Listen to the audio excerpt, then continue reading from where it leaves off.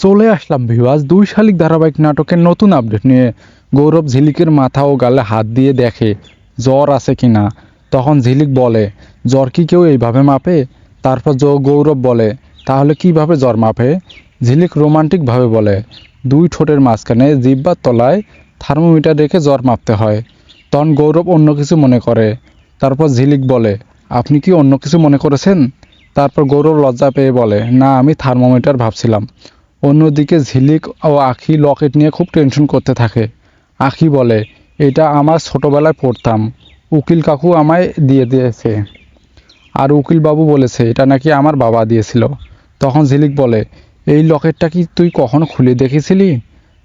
তুই না বলছিলি এটা তোর বাবা দিয়েছে? তখন আখি লকেটটা খুলে দেখে অবাক হয়ে যায়। তারপর ঝিলিক বলে, তার মানে রাধা মাসি হচ্ছে তোর মা। হ্যাঁ বন্ধুরা, এরপর কী হবে পরবর্তী ভিডিওর জন্য আমাদের পাশেই থাকুন।